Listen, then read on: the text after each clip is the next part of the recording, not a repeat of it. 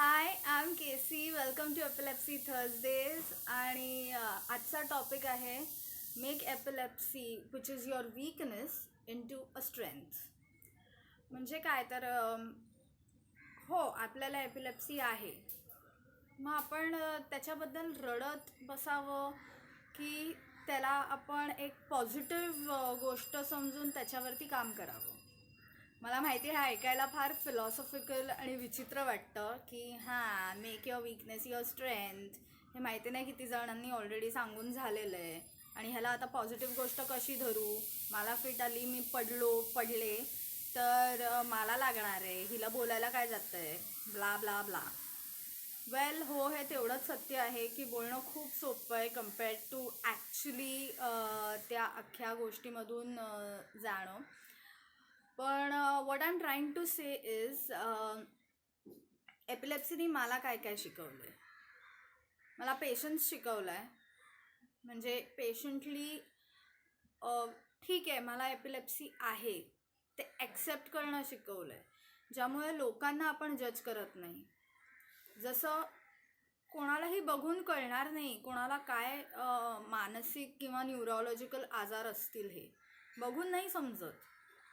पण त्यामुळे आपण लोकांना ना सबकॉन्शियस लेवलवरती जज करायला लागतो. कोणी थोडंसं विचित्र वागलं की हा असा का वागतोय, ही अशी का वागते, oh my God, are they crazy in the head. पण एपिलेप्सीमुळे तुम्ही ते दुसऱ्यांना जज करणं बंद करता. कारण तुमच्याकडे तुम्हालाही माहिती आहे की मीही दिसत नाही ॲज इफ मला काहीतरी लोचा असेल पण म्हणजे दुसऱ्यालाही असू शकतो. हा विचार करण्याची क्षमता, हा विचार करण्याची स्ट्रेंथ ही आपल्यात निर्माण होते. हे हे असं मी बघते. म्हणजे तुम्ही जर तसं बघायला लागलात तर कदाचित तुमचं वीकनेस स्ट्रेंथमध्ये कन्वर्ट होऊ शकेल. सो नंबर 1, आपण लोकांना जसे ते आहेत, जसं काही देवानं त्यांना बनवलं आहे, त्यांचं जे काही नेचर आहे, जो काय स्वभाव आहे, तो आपण ॲक्सेप्ट करायला शिकू शकतो. कारण आपण आपला स्वभाव इतका बदललेला असतो औषधं घेऊन घेऊन की आपण कधी कधी स्वतःला ओळखणं बंद करतो. आणि त्यामुळे आपण जसे आहोत, आज मी अशी आहे, उद्या मी वेगळी असेल, हा जो काय आपल्यातला फ्लक्च्युएटिंग भाग आहे, त्यामुळे आपण दुसऱ्यांना ॲक्सेप्ट करणं आपल्याला सोपं पडू शकतं जर तुम्ही ते डिसाईड केलं तर. सो ए, ॲक्सेप्टिंग पीपल. बी, पेशन्स. आपला पेशन्स माझा तरी खूप वाढला आहे. इन द सेन्स आपण हे खूप आधीही बोललेलो आहोत की एपिलेप्सी सगळेच जण ॲक्सेप्ट नाही करत. कधी कधी घरचे, आपल्या स्वतःचे जवळची लोक ज्यांना आपण आपलं समजायचा प्रयत्न करतो, ती लोकही कधी कधी आपली एपिलेप्सी ॲक्सेप्ट नाही करत. तेव्हा काय, बरं, 10,000 वेळा फिट्स आल्यावर तुम्हाला परत उठून जोमानं काम करायचं असतं, तेव्हा काय. हा एक जो पेशन्स नावाचा भाग असतो ना, की हो ठीक आहे, बऱ्याच वेळेला आपल्याला कामावरून रिजेक्शन मिळतं, पण ते रिजेक्शन मनाला लावून घेणं की एक माझा न्यूरोलॉजिकल डिसऑर्डर आहे म्हणून मला रिजेक्शन मिळालं आहे, ह्याबद्दल रडत राहणं किंवा ह्याबद्दल तक्रार न करता परत जोमानं परत तेवढाच प्रयत्न करणं. हो, खूप वर्ष लागतात तुम्हाला, खूप स्ट्रगल आहे पण त्या स्ट्रगलने आपला पेशन्स जास्त वाढतो. ठीक आहे, आज मला फळ नाही मिळालं आहे, मी अजून मेहनत करीन, अजून कष्ट घेईन, पण ते फळ मी कमवणारच. ही जी एक मेंटॅलिटी तुम्ही जर क्रिएट केली स्वतःच्या डोक्यात, तर तुमचा पेशन्सही वाढू शकतो. की हो बाबा, मी थांबायला तयार आहे, मी अजून कष्ट करायला तयार आहे.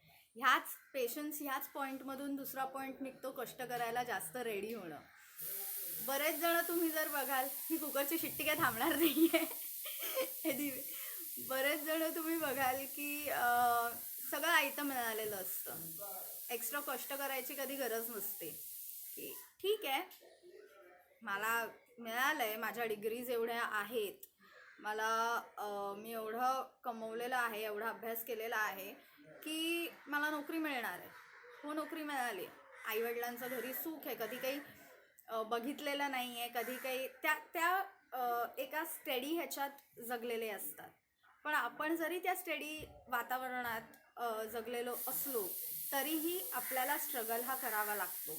आपल्याला एक्स्ट्रा मेहनत घ्यावी लागते जस्ट टू प्रूव्ह की हो बाबा, जर एक नॉर्मल कॅन्डिडेट तेवढं काम करू शकतो तर मीही करू शकते किंवा मीही करू शकतो.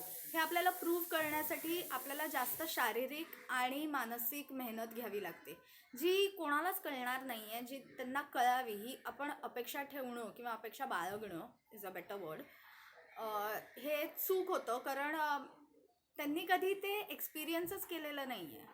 आपण एका अशिक्षित माणसाला किंवा रस्त्यावरच्या भिकाऱ्याला हे अपेक्षा करत नाही आपण की त्यांना फिलॉसॉफी कळावी. तसंच आहे ते, त्यांनी ते अनुभवलेलंच नाही आहे, तर त्यांना कसं कळणार आहे की तुम्ही काय स्वतःशी रोज काय काय आणि कशा पद्धतीत भांडत असतात ते. हे कळणं शक्य नाही आहे. त्यामुळे त्यांच्याकडून ती अपेक्षा बाळगणं ही आपली चूक आणि आपला मूर्खपणा होतो. त्यामुळे आपल्याला डबल मेहनत करावी लागते. आपल्या औषधांमुळे आपल्याला झोप येत राहते, आपण सतत दमलेलो असतो, एक्झॉस्टेड असतो. पण हे आपण दाखवू शकत नाही लोकांना, कारण त्यांना ही कारणं वाटतात. मग खाऊ नका औषधं, तुम्हाला प्रॉब्लेम आहे एवढा तर मग घरी बसा, कामं कशाला करताय, ह्या अशा गोष्टी ऐकायला मिळतात. त्याची तयारी ठेवणं, किंवा तुम्ही हे ऑलरेडी ऐकलंही असेल, पण त्याची तयारी, मानसिक तयारी आपल्याला करावी लागते. त्यामुळे आपल्याला डबल द मेहनत करावी लागते.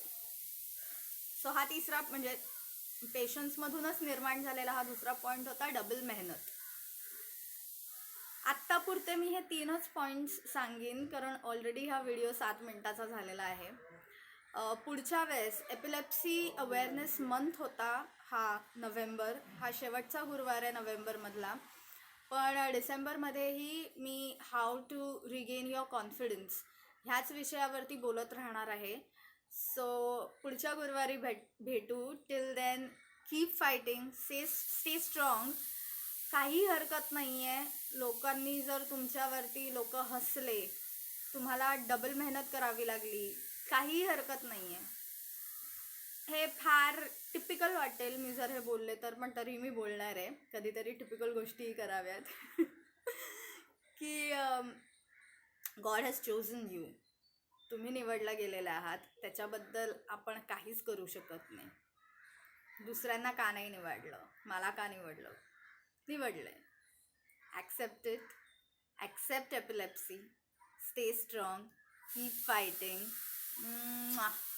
and as always, stay happy, stay golden.